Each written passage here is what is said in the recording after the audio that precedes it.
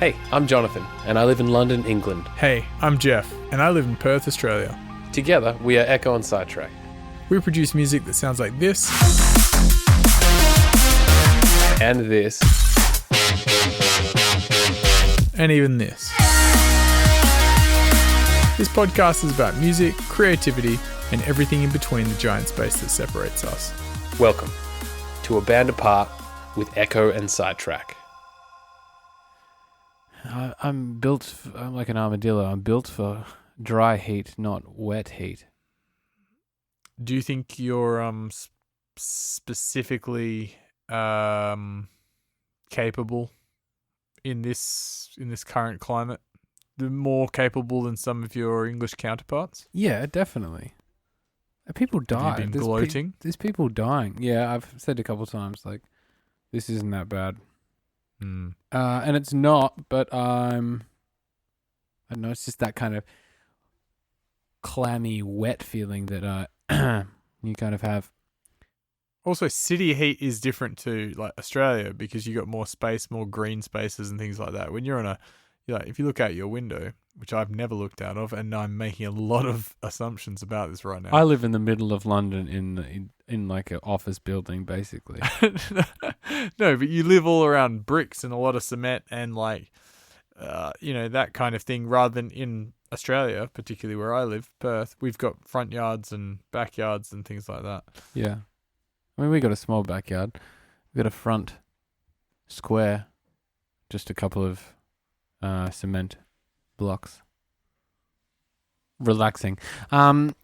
Considering that last week's episode was the most listened to podcast that we've ever had, this one's kicked off a right stinker. The subject matter has been hot, and it's good. It's great stuff, Jonathan. Yeah. Great opening. We can just edit it out. No, it's good. It's good. I think sometimes starting a podcast is difficult because you're not, we just need to have the conversation. You need to get into the swing of things. We've been conversating for the last little while. We have been conversating a little while. Before we get started, I want to do a couple of shout outs. Oh yeah, go on. To two people. The first one being Seb from Worship. He said to me that he listens to one podcast a week, and his chosen podcast to listen to is ours. So shout out to Sebastian, and then shout out to Troy Peterson, a friend from back home. Big shout out to Seb and big shout out to Troy. I saw Troy the other week. Did you? Oh man, you're lucky. Yeah, that guy's in human flesh. Fucking golden. Because he sent me a nice birthday message and said, I really like listening to your podcast. It makes me feel like I'm just having a conversation with my mates. And especially mates that you can't have a conversation with as readily as you would like. So that's good to know that someone's listening in. I mean, that's what this is all about. It's just you're basically you, the listener, you out there. You're just listening to a conversation that Jonathan and I would have pretty normally. You're like a fly on the wall or a person sitting next to us on a slow-moving train. Do you reckon there's anything there's any topic that we wouldn't cover on the podcast? When we talk in real life, there is no subject matter too lowbrow. High or lowbrow, yes. Yeah, I mean, there's times we change the name to protect the innocent or distance ourselves from certain things. Crimes? Not necessarily crimes. Protect also just the criminal. Events, I would say. I feel like digging up some goss. Let's dig up some goss and change some names and throw some people under the bus. Well, here's a story for you. Not even a story, just a shifty act. A shifty act by a friend of mine, Jonathan. I'm calling you out. How did you know? Really? How did you know? I literally haven't said anything. Because you say shifty, and that's where my mind goes. Shout out to We should beep that just so it's even more. Let's have a beep episode where we just fucking talk shit on heaps of people and beep everyone's name. That's great. Let's do that. Okay. All right. I gave him a pair of shoes. I've been trying to sell a pair of shoes online for a bit, and then I kind of gave up on them. Then I thought I'm going to put them up there for $85. That's what they're worth. I bought them for What like kind of 90 shoe are or they? something. It's a pair of Nike Technos. They're like, they're kind of chunky. They're kind of like dad shoe looking things. Yep. He liked the look of mine on my foot. So I said, you know what? I have a pair. I'm going to give you a pair because when I was in Japan, I lost your goggles that you had bought on a bus. What? And I kind of... Hang on a second. I lost the... You took Okay. goggles to Japan? Skiing goggles. Skiing. I thought you meant Jonathan. like swimming goggles. Just goggles to wear in my sidecar. Why did he buy them on a bus? Okay, you haven't listened to a goddamn thing I've said. Is it 1984? I gave me the goggles. I left them on a bus in Hakuba in Japan. I completely lost them in the truest sense of the word. Like, oh no, where are my goggles? I have no idea. Like, they were on my head. I put them on the seat beside me, or something. I have no idea. Oh, you left Either them way, on a bus. Yes, I came back and I said, I've lost your goggles. And I admitted to it and everything. He's like, oh, don't worry about it. It's no real big deal. I don't go snowboarding that much. Like, they were nice goggles. And I was like, I offered to buy him a pair and he's like, nah, it's all right. So I think I gave him some money as well for the goggles. Maybe I didn't. Maybe he just said it was all good. And then I said, you know what? A few weeks later, I've got these shoes. You've eyed them off. Do you want a pair? I've got this pair. I'm not selling them. And he's like, yeah, I love them. So I gave them to him, brand new, dead stock, in the box. And then on the weekend, he said, I've got something to admit to you. I have sold the shoes. Hmm. And I was like, oh, all right, go on. Well, how much did you get for them? He said $95. He sold them to a small Indonesian man who's a father, about 45 years old, who looked like he really wanted this pair of shoes. And so that made me feel doubly bad because You felt like the guy who bought it got ripped off? no, I feel that one is generating income based on like my things that I gifted to him for him to have. Yeah. And two, it's made me question my fashion choices because there's a 42-year-old man out there going, these are a great purchase. Okay, so first of all, I hear that. You owed him $100. Well, he said, don't worry about it. Okay, but technically... And I had also given him... When people say don't worry about it, they don't mean don't worry about it. What they actually mean is, I'm going to forget about this until I need something from you, and then I'm going to strike. Suddenly, you give him something that maybe he doesn't want, and he goes, you know what, I can turn this into cash. I mean, anything can be turned into cash. If I gave you a gift for Christmas, have you ever sold something, a gift? No. I've definitely pushed something to the bottom of my drawer and never looked at it again. And then when it's surfaced 3 years later, I've gone, oh yeah, that's a piece of shit shirt. Where did I get that? Pretty sure I used those shorts gave me as a cum rag for about 2 years.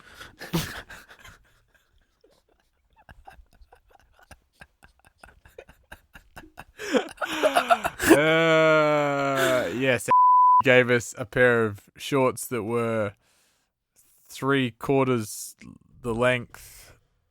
They were, I don't know what she was thinking. They were not fashionable. They there was nothing about them that was. They just weren't good shorts, man. And that's what happens when you get something and you're a younger man and you don't like it. You toss it aside and ejack into it. I'm pretty sure I don't feel like I'm kind of admitting something because I think that's everyone. If you can say that you've never done that to an item of clothing you have not enjoyed, it's not like you might. It's not like you.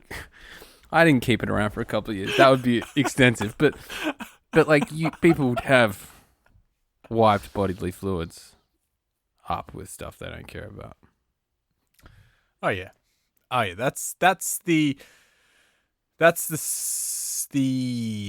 not the circle of life because it certainly doesn't get recirculated, but it's the path an old shirt certainly takes. It goes from going out shirt that you love to like daily shirt to I wear this shirt to the gym. Yeah, running shirt.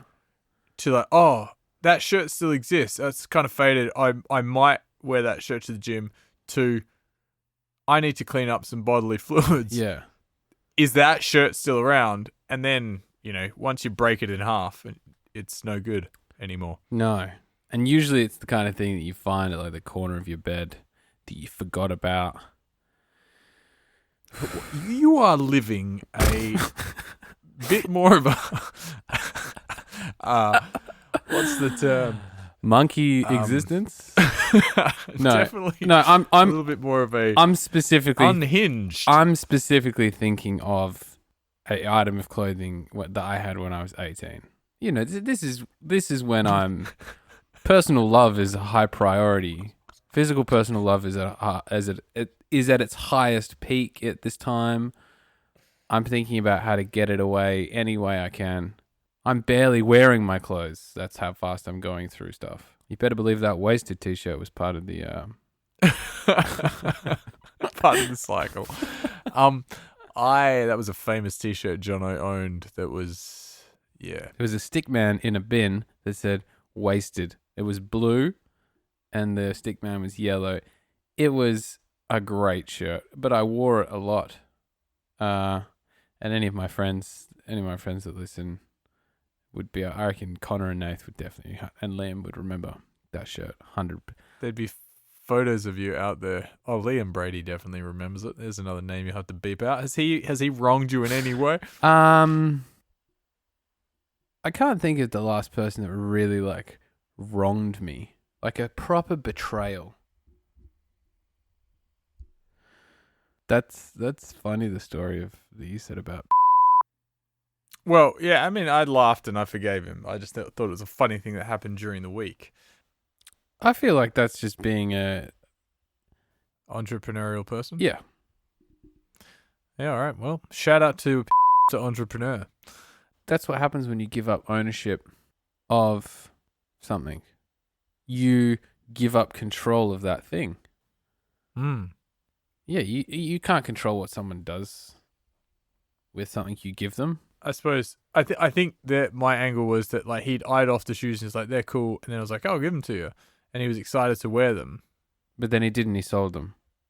Yeah, like so in my mind it was like it's almost just like, man, that shirt's great. Like I've got two of them. You're like, oh, wear the same shirt or something like that at some point. I sold mine. And then it was like I sold the shirt. I saw an opportunity. A pretty penny for it. I saw an opportunity, and now I have a packet of cigarettes. Yeah. Yeah, that's fair enough. It's just a strange angle. If you're a person who has done that or given something to someone and you've definitely sold something. You've lost shit of mine. Here we go. The most iconic thing you've lost. What was it? What was the most iconic thing that you lost? Yes. This is when I would love to have a photographic memory and be able to like, let's go to that day. Like you could just, like you can search your emails, you could search your brain and be like, lost skateboard. When was this talked about? And then find the date and then find the time and then go and watch that play out like a film and see what happened to it. Because I still think it's in the back of one of your mates' cars. You said it was in the back of one of your mates' cars, and that was the Maybe- story maybe for the week. You were like, "I'll get it back," and then it just never came back. Maybe it's still in Chris's. Chris, if you're listening to I this, own Chris's car. No, but I it would have been own that car. Chris's It would have been that car. It would have been his first car, which was like about 12 years ago or something. yeah. That's what younger brothers do, man. I know. I've got one, And you are one. and I have probably lost something of Ben's. Yes, you're very true. I think younger. It's how you learn responsibility. How's your house going in collection of inventory? House inventory is going good. So we bought a couch last week. We have a kind of stand for the TV. I bought a bed that arrived yesterday. I've got a shelving. Have you built it? I did. I built it yesterday. Building furniture is really, really, really fun. Just to like feel like a handyman. You know, I'm kind of handy, but not super handy. But you kind of feel like, you know, like a bit of a tool, a worker. It was nice, and it's like a pretty simple process. Just a bunch of screws and an hour of your time, and then at the end of it, you look at it and go, "Wow, I built that thing." It was good. So it was a flat pack success story, because I don't think they're as common as you think. Yeah, it was yeah, it was a flat pack success story. Which is the name of our new podcast. Flat pack success story. If you've got a story about packing furniture, unpacking furniture, or putting it together, and it was good or bad, send us an email. What a shit podcast that would be. Oh. No, actually, that'd be... If the people on it were interesting, it'd be good. I would want to hear some really angry... Wasn't even any screws, mate. It was an inch too thick, and it was Allen keys all round, and there was a flathead screwdriver in it, and there was a bag of fish and chips. You'd have to hear some absolute, like, nightmare stories. And then it caught fire. The box arrived, and it was in flames. It was full of milk. The whole thing was full of milk. I opened it and it just gushed all over me. It weighed about 15 pounds. And when I got there, it was 50 litres of yogurt. I love how all the voices for people that have had flat pack accidents are just like older British men. Red-faced guys. Yeah, there's a problem with that in this country. I've seen some real stereotypical people. Some stereotypical English people recently. Like they look like characters out of a TV show. You're like, whoa. Yeah. They've made 1,000 of you and populated. Yeah. So, Jake, our friend, Jake, took me to Duck and Waffle for my birthday, because neither of us had ever been and heard lots of stories. Behind Jake, there was like 2 tables, a girl at each table and 3 guys, and all the guys were like polo wearing, tight white polo shirts, shorts that came above the knee, and like white Adidas shoes, and like classic English, like probably like a silver chain, all had like quite short hair. One of them was bald. They were just classically English, and just like, you know, on the beers and being a bit loud. And then I've just seen coming, because I work near a Weatherspoons, coming out of the pub, I've seen similar people and just like fucking dirty, older, alcoholic English people that just don't look after themselves and are just like, oh, hey, what's going on here? Have you got any points? And just like complain about stupid shit and don't like immigrants and are fucking like just classic English caricatures. I've just had little interactions with them recently. So so we're clear, they're two different kinds of people, or are you suggesting one becomes the other? I'm suggesting one becomes the other. I'm making a large generalization here, but A sweeping statement in a country. They're close. They're a lot closer to you than they are to me. They can come and get you, Jonathan. probably. And you know what? I welcome them. If you want to fight me, come to road and we can have a glassing. We'll have a classic glass off in the street. A yogurt glassing. I'll fill mine with yogurt. You fill yours with cream. We'll take it to the top. Which one runs to the bottom fastest? I'll have a 15-pound wheel of fucking cheese, and then we can bang each other over the head. At the end, we can bake it all into a giant mash and gravy and share a pork pie together in the street. I mean, I shouldn't... I don't know. It's just... What do you think is an Australian stereotype? exactly the same, except probably, you know, like we all had friends growing up and like one of their dads was just a cunt. You know, like just like a piece of Tell shit. me about that. Oh, I knew some fucking absolute dickhead dads that didn't like me because I was a bit more of The artistic type. artistic, bit more effeminate, funny, A joker, a joker, silly. Yeah. I was like a hit with mums, but there were some dads that were like, this guy's probably a bit of a fairy or like just a, you know, I laughed on the football field rather than being serious about playing football. Definitely some of the people that I was involved with in football. Pick up the pill, Jonathan! And you're just like, boo! Just like laughing with your friend, like looking at a butterfly or something. Singing Barbie Girl. Look how beautiful the butterflies are. No, I just didn't gel with some people. Get behind him, Jonathan! Get down! What are you doing? I think later I got to tell one of them that I didn't like him, maybe when I was drunk at a 21st. I don't particularly gel with those people. Like, you know, those ultra... Marathon runners? No, those ultra like Muscly manly kind of dudes. Can you describe them better than making a noise? No, sorry. Sounds like Sylvester Stallone. I don't get along with people that aren't in touch with their feelings.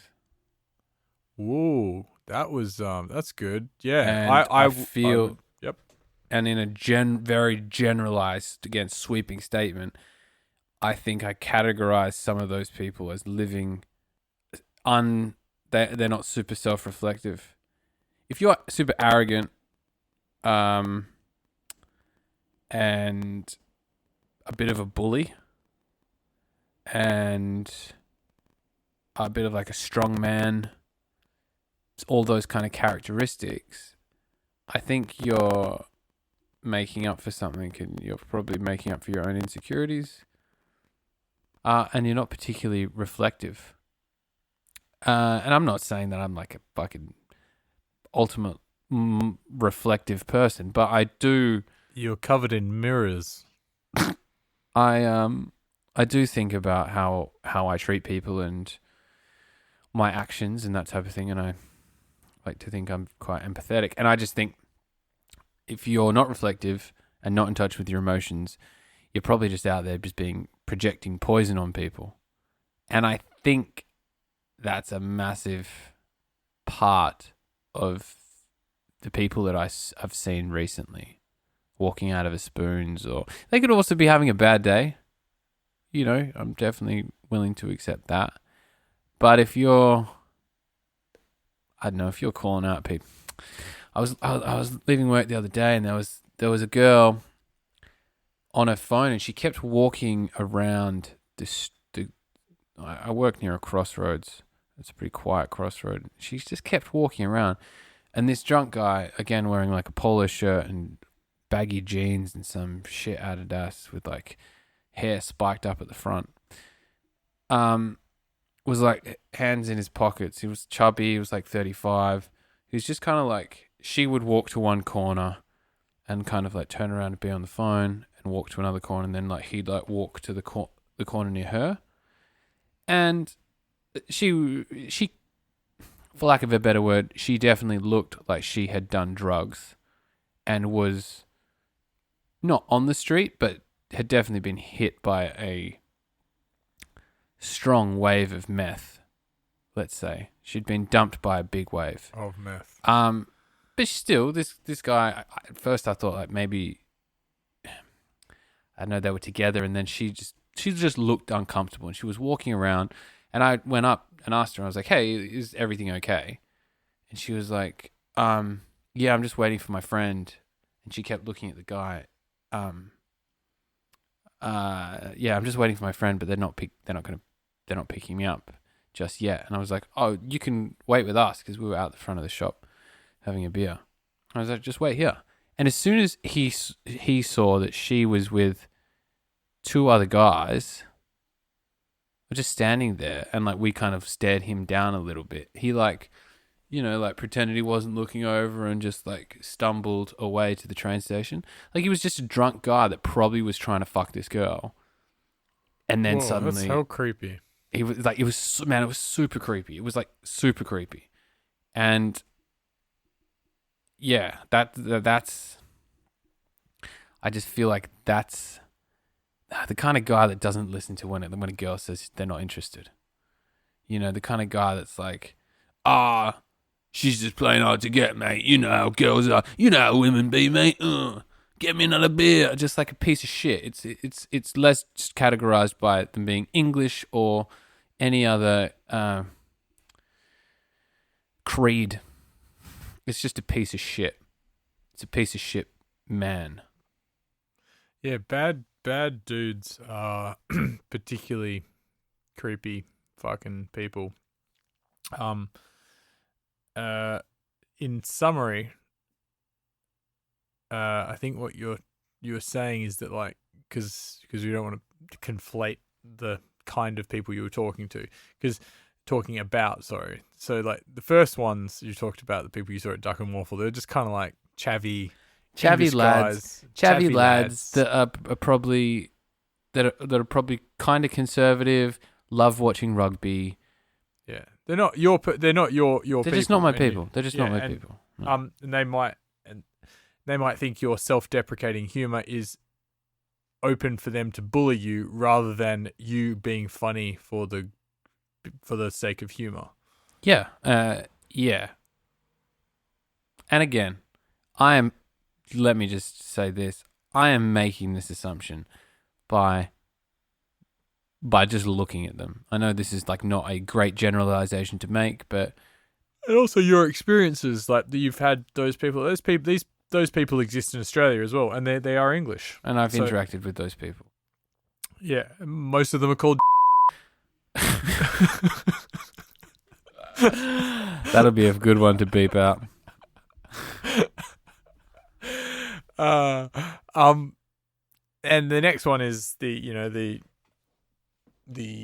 Spoons, casual alcoholic, functioning alcoholic, or maybe not so functioning alcoholic, and they're just a little bit unreliable, like a candle in the wind. Unstable as well. Like it's the same way you interact with certain kinds of people, and you're like, that guy doesn't seem like quite. I don't know where he's going to go, what he's going to do. Like when you have an interaction in public, you or see someone in a bar or something, you kind of like, oh, I know you're going to act as a human. We're going to interface in this kind of a way, but then someone does something different. This has just sparked my memory, Jonathan, of where were we? It was earlier this year. We were walking back from somewhere in Northbridge, and we walked past two people with a girl sitting on the step, and one guy, a South African man, was saying, "Can you stop? Can you guys just stop? I need some help." Fuck. And we're like, "What's going on here?" And we like kind of like reluctant to get involved in anything because it looked kind of strange. I completely forgot about this. Yeah, sorry, go on. And then we it looked kind of strange, but it clocked enough that you're kind of like, this is weird, and I can't just say no and walk past. And then the guy was like, we kind of like disregarded. He was like, guys, she needs your help. She needs your help. I've just walked past, and we're like, okay, what? Like, hold on a second. And then we kind of turned around, and then we were going to listen to him. And then the two people that were standing with this girl were like, no, everything's fine. Don't, but she's just a bit pissed. She's just a bit pissed. So, and this, but these two people, oh yeah, these two people were like a 45-year-old man and a 45-year-old woman. The girl had to be, she wasn't like a girl. She was like mid-20s, close to 30. Everyone's pretty old. It looks like a husband and wife and a drunk younger person that's just slightly drunk. But like respectable looking. They looked like office workers. And this South African guy was like, something weird is going on here. Yeah. The girl who's sitting down, she was crying, and the girl kept saying like, just help me. Just help me. Help me. Just help me. Just like, I just need help. Help me. And saying that to the South African guy. And the other people were just like, oh, she's just a bit pissed. Come on, we'll get a taxi. Let's go. And she kind of couldn't move as well. Yeah. And and he was on the phone to the police? No, he was. He didn't have a phone, so he didn't have a phone. You spoke to the police on the phone. I ended up calling the police, yeah, yeah, and explaining the scenario and how it just felt like super weird. And I remember explaining it later that night or the next day to Clara, and it being like, it felt sickening because like it had all the vibe. If it was just drunk people, you'd have been like, oh, nah, or like use my phone quickly, or, you know, oh, it's weird, I'm going to walk on. But it had the vibe to me of someone who was being about to be taken against their will. Yep. Like even the woman was a bit like kind of cackly and like evil, like, oh, it's fine, just. I remember she was like laughing. Yeah, she was like, it's fine, don't worry about it. It's all good. And this girl was like bawling her eyes out, saying like, help, help. And the guy, was like ordering a taxi. It felt like, who's that like husband and wife murder? Fucking the Bernies. Like it felt like the girl was going to be taken, and or maybe that she had been coerced in some way, and then now they were going to like take her to, God, I don't know what to. Yeah, maybe it was like a weird sex thing or whatever. But either way, this girl didn't want to go, and big ups for that South African guy to stop and be like, help. And then, so we stopped and called the police, and they said that they'd send someone down because it was just off William Street. Yeah. Just like talking about people with like a bad energy. That guy, like, he seemed like, you know, they were almost like caricatures, like demonic, right? There was like a demonic feeling to him. Yeah, it was one of the ickiest kind of weirdest feelings I've felt in a long time. You know when you get around someone that's got bad energy like that. Yeah, that's why energy is a thing. That's why like people are like, oh, energy, schmenergy, whatever. Like, and maybe I've previously kind of thought that as well. Like, you know, I'm sending you good vibes. I'm like, yeah, we'll put them in a fucking package. Like, it doesn't matter. Like, but now I've definitely, maybe it's through more of an alignment with myself that I can sense more of an energy change or an energy shift or an out of alignment with people as well. Yeah. Like, you know, when you hang out with someone and you're like, something is up with you, like... Yeah, you can tell when something's wrong. Yeah. I think it could be like an energy thing, or it could also just be there's so much non-verbal communication going on at all times that we are so good at picking up, and just subconsciously, and that's what gives you that. That's what kind of gives you that intuition that something's wrong. Yeah, totally. I think the other thing I wanted to mention before the that story of the creepy people sidetracked my mind. There is a type of person who does not like Jeff Hansen. I would 100% agree. His name is he lives on our street. He's 38 years old and has had it in for you your whole life. No. No, yeah, I 100% agree, man. I 100% agree. It's mostly a dudes. And they don't like my humor. They don't like my smile. They're intimidated by me. They would rather make a fool of me than just talk. And I've seen it over the years. It's probably the same kind of person. Yeah, I 100% believe that's the same kind of person. And you'll never get them on side. And there's no point in trying. I'm just like, oh, whatever. But it's funny to interact with them because I'm like, I can sense it straight away. I'm like, you're one of those people. You're like, yep, okay, I know how this is going to go. And, I've had guys like I'm talking to in a group of people and guys will like make some comment towards me and I'm like, and I'll kind of sass them because I'm reasonably quick-witted. And you can tell they're just like, fuck, that's made their blood boil. And then I've made their girlfriend laugh, who's, I'm not particularly around or anything, but, something interesting's happened. And then that's like it for them. They're like, make some sort of another comment or something. And you're like, oh. Insecurity. Yeah. Insecurity. It's usually stronger, bigger dudes that are insecure about their... Not always. Well, I maybe for a couple of examples that I'm thinking of in my mind. But it's like they have to be the big dog in the scenario. Or they have to be it's like ape. It's ape activity. It's ape it is very primitive for sure. It's ape behavior. Who's taking the limelight, who's making the people laugh, who's the biggest. I'm not the biggest anymore because no one laughed at my joke and someone made me look small in front of someone who thinks I'm big. Or someone yes, I've perceived myself to be smaller in this situation. Insecurity. Yeah, I haven't done anything to this person, but no. Yeah, this person has existed in my life. These kinds of people have existed for time immemorial. Is that the saying? I think so. Forever? Yes. And I didn't used to be able to pick them, but now I can, and it's almost funny. Do you pick them out and go, I'm going to avoid you?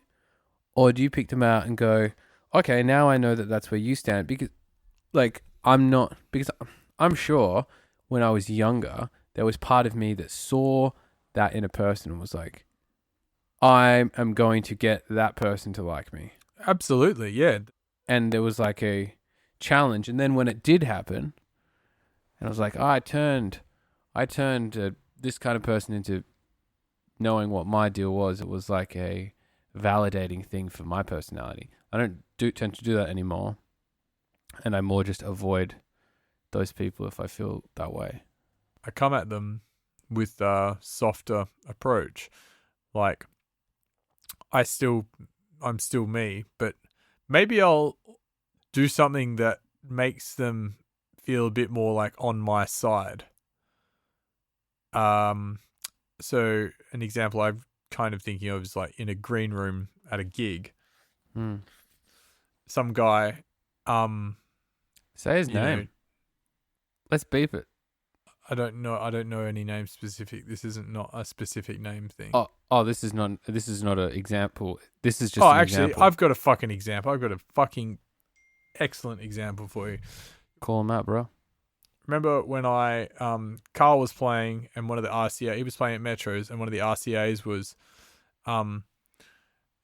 like kind of fucking up, and I was standing there like kind of back side of stage, and he looked over. I could tell he was concerned because like one of the floor decks wasn't working very well. Yeah. And then I ran up behind him and said, like, what's up? And he's like, man, one of the RCAs is fucked. Can you get someone downstairs? So I hustled downstairs, down to the green room. And I walked straight into the downstairs Metro's green room, which is quite sizable. There's about 15 people in there. And I just said, hey, does anyone have any RCAs or where's The stage manager. yeah, where's someone that is going to be responsible? And I think his name's everyone's name's fucking he turns around and he goes, what, mate? What are you coming like yelling and stuff? And then I just go, sorry, dude, I don't have time for your shit. Can you just like, and I like held up my hand to like, do the quiet mouth sign. I was like, can you just shut the fuck up? The like kind of the adults are trying to talk. I'm So trying to solve it. condescending. Yeah, oh man, it was horribly condescending. But I was just like, I don't have time. And then he got really mad that I had made him, because then people laughed. Yeah. And he got really mad that I'd done it. And then I couldn't find an RCA, and then did some more running around, came back 3 or 4 minutes later. And then came over to me and he's like, oh man, sorry about my mate in there. And I was like, oh, fuck that guy. Like, I don't know him. It doesn't matter. Like, he just wasn't listening. And then that guy came into the other room. Then also said like, oh, sorry, man. Like, and then the dude, rather than apologizing or anything, he came into the room and he's like, what? Like, tried to start a fight with me. I was sitting down, and you could tell he just wanted to like, he didn't like my shtick at all. Yeah. Yeah. And like, I kind of just said like, dude, you weren't involved in the conversation. You could have just shut up. And this is like peak cheeky Jeff. That's a long peak. It's more of a plateau, like a mountain that is flat at the top. I'm always cheeky. And I was like, well, you weren't involved in the conversation, and you don't have to say anything. And he just wouldn't, whatever. And he kind of wanted to, I remember I was in there at that stage, and I kind of diffused the situation, I think, just by talking about, oh yeah, it's fine. Like, and I was like, I'm not, I go, and then I made him feel even smaller by being like, what do you think? I'm going to fight you, dude. And then someone came in and apologized. Then we kind of like shook hands. I was like, it's no big deal. And he was like, oh, still making all those kinds of noises. And then one of his mates apologized and was like, oh, I don't think he knows who you are. Like, as though like me being an artist would change that. Yeah. And I was like, it shouldn't matter, man. It doesn't matter. Like, it was a stupid thing to say. He was trying to be a big man. I retorted in a sassy manner. And so it was like, I ended up going up to him like later in the night and be like, hey, like, just so we're all clear that I am being genuine about my handshake and we're all good. And he's like, yeah, oh, it's all good, man. Just like, have some respect. And I'm like, sure. Whatever. If you want the last words. Because you could have easily been like, you should have some fucking respect, buddy. Yeah. And you know what? I take this handshake back, and then brown in your hand and throw it in him. I had someone shake my hand and bump me at gig we played at fucking Capital at the start of the year. Oh yeah, there's always some tough guy. But I thought, I've spoken to that guy before and we've been like fine, but he like shook my hand hell hard and like kind of leaned in and then like bumped me as he left. And I think he was like standing next to at some point, but like they maybe knew each other, but nothing was going on or anything. But like, it was just this really weird, like it happens and you're like, huh? And I just laugh. Yeah. And move on, just because I don't respond to that kind of thing, because I'm either going to get really, I mean, you've seen, like, when we have arguments, like, I'm either going to get really, really, really mad, or just, like, it's not going to bother me. Yeah. And it's just going to be like, huh, I'm not going to get into some sort of, like, what was that, mate? Oh, you know what it was. Oh, man, you're a fucking dickhead. the Hanson brothers don't get into fights. We get punched. I mean, I get punched. 100%. I could tell you at least 6 black eye stories that I've had where I've just like I've made some cheeky comment and someone's just gone, "You what?" And I've been like, "All right, here we go again." I had an acting out moment at Shape where I told the guys from they were fuckwits for using the sync button. And was that at Shape or was that at Amps? no, it was a Shape. I think it was an after party, and they played, and you could tell they were using the sync because you could see the sync button in full effect. But also you could they tried to play a drum and bass tune after some house stuff, and it played at the house tempo. Yeah, so it was like I super remember obvious, this. and I was like, it's a bit lame. Like, you know, you're traveling the world as DJs, you should at least know how to DJ. And I kind of said, I walked past them in Shape, and I said that. And then the guys were kind of like a bit miffed, and I was like, again, being a dick, I shouldn't have said this. But then that chick, she was there because she was on tour with them, and she is a Taekwondo champion, and she's a bit of a badass. She's quite hot as well. She turned around and she's like, "You fucking what? Like, what are you saying?" I was like, "I reckon they're a bunch of fucking chumps because they fucking use sync." And she's like, "You better fucking fuck off." Like, yeah. And I was like, "Oh shit!" Like, I've come over sassing them, and then she's like pushed back at me, and then. So you were like the other character in your story and then before. I actually went upstairs 20 minutes later and apologized. I found them and I was like, "I'm really sorry for that." Like, I apologized to all 3 of them. I apologized to 2 guys and her. I was like, "It was a dick move. Sorry. You guys can do whatever you want. It's I'm just drunk and being a dick." And they appreciated the apology. I'm not really sure what the point of any of these fucking stories are. It's showing that we're all human beings, Jeff, and we're all going through a metamorphosis. Speaking of metamorphosis, do you want to do a demo? Yeah, hi, I'd like a plate of big tunes and a serving of piping hot bangers on the side. Okay, this is probably one of the most recent demos. This is called Welsh Girls Don't Sleep. So the name of this comes from, I was talking to a Welsh girl on Hinge when I wrote it. Don't like the name. I really like the idea though. It kind of feels like we can talk about it once you hear it. And I'll kind of tell you where I've kind of Have you worked on this song any more than this demo? No. This is like a 3 or 4 session demo. Quick little tidbit: the drums are completely synthesized. That's how this song started. Okay, I'm going to give you my honest opinion coming straight out of the gates of this one. So let's listen, and then I'm just going to... Okay, fire it in.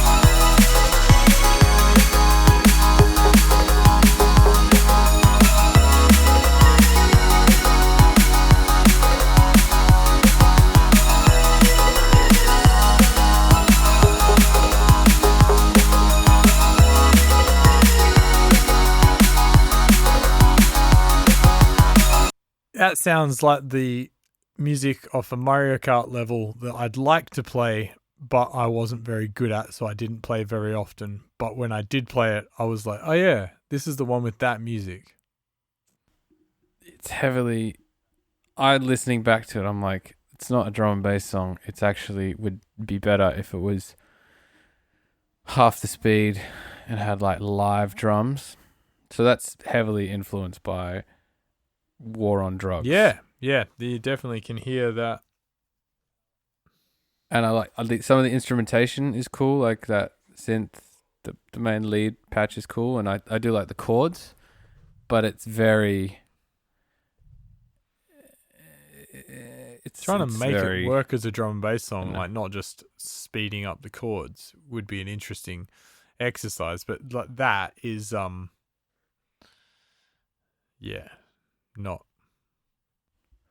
But it's me trying to, be a bit more... I don't know, have like... It's got elements of... I mean, I guess because War on Drugs has elements of Bruce Springsteen, but there's like a... Dun dun dun dun dun dun do do do do do